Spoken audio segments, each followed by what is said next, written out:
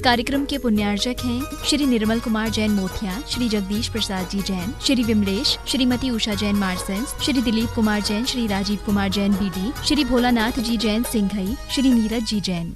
जो स्वाश्रित है वह पराश्रित पर के द्वारा लगाए गए सिंहासन पर बैठेगा क्या? नहीं बैठेगा। सोचिए, विचार कीजिए, देव स्वर्ग से सिंहासन ला रहे हैं, प्रभु के लिए, तीर्थंकर के लिए सिंहासन लगा रहे हैं और सिंहासन पर प्रभु बैठे भी नहीं। यदि आप होते और आसन लगाते और आपके भगवान, आपके गुरु उस आसन पर नहीं बैठते तो विचार कीजिए आप क्या कहते। पक्का यही कहते, मैंने सिंहासन देखने नहीं लगाया है, मैंने सिंहासन बैठने के लिए लगाया है।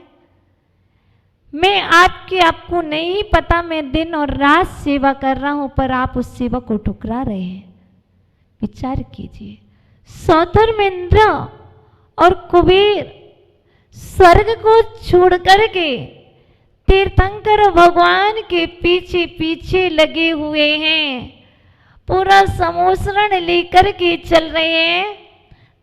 हो सकता है प्रभु एक दिन भी ना रुके, और इतनी ज्यादा व्यवस्था करने के बाद विचार कीजिए, महावीर स्वामी की 66 दिन तक समोसरण लगा रहा, सिंहासन लगा रहा, छत्र चवर सब कुछ लगे रहे, और वह समोसरण में 20,000 सीढ़ी भी बना दी गई, 12 सभाएं भी लग गई, लेकिन तीर्थंकर की दिव्य धुनी नहीं गिरी। विचार, यदि आगरा का कोई सौधर्मेंद्र होता तो क्या कहता? ओहो, कोई बोल रहा गुस्सा आ जाती, लेकिन सौधर्मेंद्र को गुस्सा नहीं आया। सौधर्मेंद्र का माथा गरम नहीं हुआ।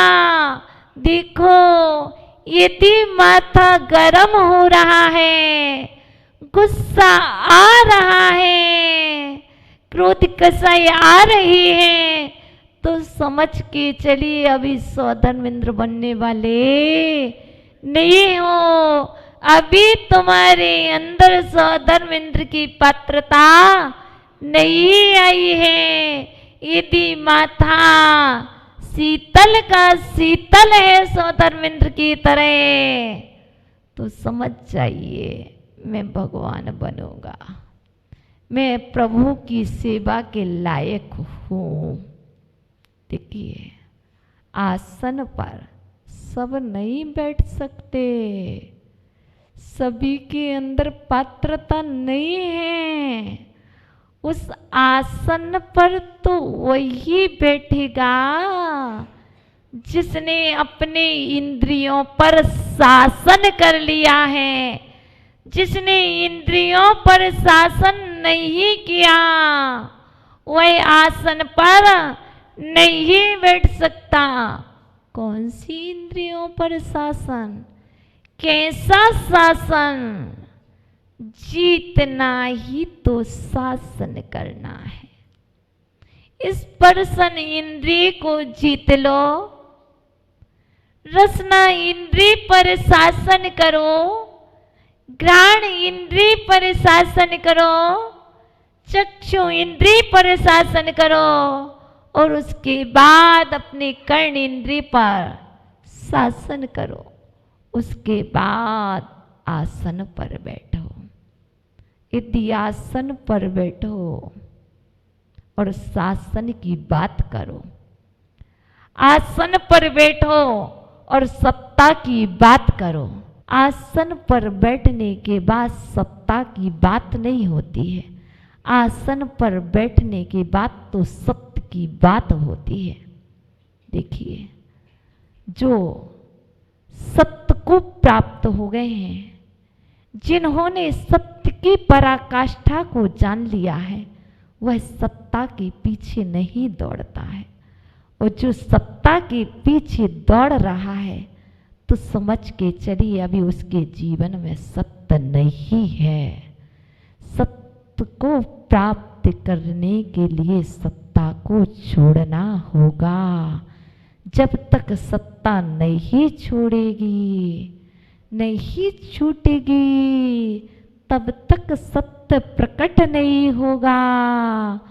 इसलिए ये मत सोच लेना कि आसन पर बैठने वाले, आसन पर बैठने वाले सत्य ही होते हैं, ऐसा बिल्कुल भी मत सोच लेना। बस लक्षण आ रहे हैं और बोलोगे, बस झूठ से ते नरक पहुंचा, स्वर्ग में नारद हुआ। देखिए, जो बोलते हो उस पर विचार करो। कौन? बस झूठ से थी नारद आसन पर कभी भी नहीं बैठा। नारद सिंहासन पर अपने जीवन काल में नहीं बैठा, लेकिन नारद मरण करके स्वर्ग के सिंहासन पर राज गया। राजा वसु सिंहासन से नीचे नहीं उतरे, जीवन काल सिंहासन पर बैठे रहे, लेकिन सिंहासन पर बैठे बैठे भी नरक की यात्रा कर ली। इसलिए सत्ता और सत्ता, जहां सत्य था वह सत्य स्वर्ग ले गया। जहां पर सत्ता थी, जो सत्ता के पीछे दौड़ रहा था, वह नीचे की यात्रा कर रहा है। इसलिए आज सिंहासन प्रातिहार्य है, और ये प्रातिहार्य आपके दुखों को हरने वाला है, आपकी पीड़ाओं को हरने वाला है, आपके नेत्र रोग को हरने वाला, नेत्र की पीड़ा को दूर करने वाला। मात्र विचार करना, सोचना, नेत्र की पीड़ा तो तभी दूर होगी जब सत्य को सत्य जानोगे और सत्ता को असत्य जानोगे, तभी तुम्हारे नेत्रों की पीड़ा दूर होगी। आप सत्ता को सत्य समझो और सत्य को सत्ता समझो, तो नेत्र की पीड़ा दूर होने वाली नहीं है। और अभी तक यही कारण है, मात्र यही कारण है, मेरे नेत्रों में पीड़ा सत्य के कारण नहीं है, मेरे नेत्रों में पीड़ा सत्ता के कारण है। मैं देख रहा हूं सत्ता को और दुखी हो रहा हूं अंदर में। मैं देख रहा हूं सत्य को, मैं देख रहा हूं सत्य को और दुखी हो रहा हूं बाहर में। सत्य को देखने वाला कभी भी दुखी नहीं होता है, कभी भी नहीं। देखिए, जिनने सत्य को देखा, जिनने अंतरलोक की यात्रा की, वह सिंहासन से ऊपर विराजे हैं। और जिन्होंने बाहर की यात्रा की, बाह्य लोक की यात्रा की, विद्युत लोक की यात्रा की, वो आज यहाँ पर विराजे हुए हैं। इसलिए यदि सिंहासन पर राजना है, सिंहासन पर विराजना है, तो तो आचार्य भगवान कहते हैं ये सिंहासन, ये आसन, इस आसन पर बैठ करके कभी भी असत्य नहीं बोलना। इस आसन पर बैठ करके, ये अरहंतों का आसन है, ये सिद्धों का आसन है, ये आचार्यों का आसन है, ये उपाध्याय का आसन है, ये शास्त्र की गद्दी है। इस शास्त्र की गद्दी पर बैठ करके कभी भी असत्य संभाषण नहीं देना। यदि असत्य संभाषण दोगे, असत्य बोलोगे, तो समझना कि कहाँ बैठोगे। यदि सत्य बोलोगे तो समझ जाना कहाँ बैठोगे। इसलिए सत्यार्थी सत्यार्थी सत्य का बोध कराता है और असत्यार्थी असत्य का बोध कराता है। सत्यार्थी के चरणों में आकर के आसन लगा करके सौभाग्य मान लेना। देखो, आसन लगाने वाला दुखी हो रहा है कि सुख महसूस कर रहा है। देखो, सौधर्मेंद्र तो बड़ा खुश हो रहा है, विचार भी नहीं आ रहे हैं मन में कि स्वर्ग की व्यवस्था कैसे चल रही होगी। कोई विचार नहीं आ रहे हैं, प्रभु के पीछे पीछे दौड़ रहा है। यदि माना कि आपके लिए किसी ने व्यवस्था दे दी कि अभिषेक बाद में करना, जाओ पहले वहाँ से आसन ले आओ। हो सकता है सत्यार्थी ने आपके लिए व्यवस्था दे दी, जाओ विधान बाद में करना, पहले वहाँ से जाकर के वैदराज को ले आओ। एग्जाम्पल, कुछ भी व्यवस्था दे सकते हैं।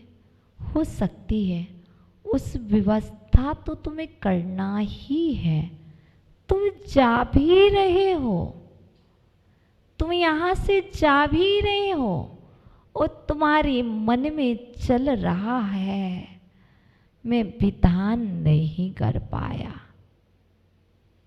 मैं अभिषेक नहीं कर पाया, पहले जरूरी थोड़ी ना था। कर तो रहे हो, बस कार्य तो कर रहे हो, पर कार्य का फल प्राप्त नहीं हो रहा है। यदि विचार आ जाता, अहो धन्य भाग, अहो आज मेरा सौभाग्य जागा, आज सत्यार्थी ने, आज सत्य की पराकाष्ठा पर बैठने वाले, सत्य के आसन पर बैठने वाले, आज महाव्रती ने मुझे कोई सौभाग्य दिया है, अहो भाग्य, धन्य भाग्य हो गया मेरा। आज मुझे सेवा का सुअवसर जो प्राप्त हुआ, ये विचार जिस क्षण आ जाते और आप चल देते, उसी क्षण से तुम्हारी निर्जरा संबर होना प्रारंभ हो जाता। कार्य तो कर रहे हो, पर कार्य करते करते भार मान रहे हो कि सौभाग्य मान रहे हो, दुर्भाग्य मान रहे हो कि सौभाग्य मान रहे हो, पुण्य मान रहे हो कि पाप मान रहे हो। हो सकता है जो सेवा दी गई होती उसे सौभाग्य मान कर करोगे तो है पूजा अभिषेक संपूर्ण कार्यों से महत्वपूर्ण हो सकती है। इसलिए कितना भी कुछ हो, जो भी कार्य मिले सौभाग्य मान कर करो। आज यदि मेरा सौभाग्य होगा तो मुझे कोई सेवा का अवसर मिलेगा, ये विचार मत करना कभी भी। महाराज माता जी के पास जाते हैं, साधु संतों के पास जाते हैं, कोई ना कोई काम थमाते हैं। देखो विचार आ सकते हैं, नाना जीवा नाना कम्मा, नाना तरह के जीव हैं, नाना तरह के उनके कर्म हैं। जैसे हमारे हाथ की पांचों उंगलियां भिन्न भिन्न हैं, इसी तरह जीव की विचारधाराएं भी भिन्न भिन्न हैं। इसलिए ये विचार मत करना, तुम्हें नहीं समझ में आए तुम मौन रह जाना, तुम मौन रह जाना, पर तुम कर्म का बंधा नहीं कराना, क्योंकि सेवा का सौभाग्य तो बंटी भैया सबके खाते में नहीं जाता।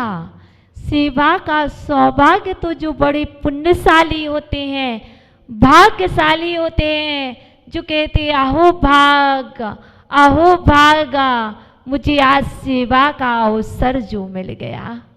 बंटी भैया सेवा मिले या ना मिले, पूछते रहने से, करते रहने से पूरा लाभ मिलता है। सो तुम पूछते हो, सो तुम पूछते हो, और हम भी तो देखते हैं, हम तो देखते हैं, और देख देख करके ही निर्णय करते हैं कि व्यक्ति कैसा है, व्यक्ति अहो भाग्य मान रहा है कि दुर्भाग्य मान रहा है।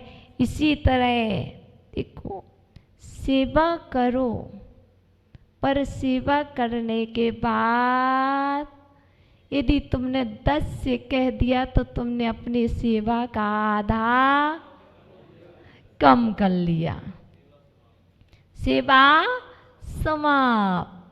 किए तो पता नहीं मैंने क्या क्या सेवा की, अरे जिसकी की उसे पता है, जिसको सेवा दी उसे पता है। जगत को सेवा के विषय में जानकारी देने से क्या मिलता है?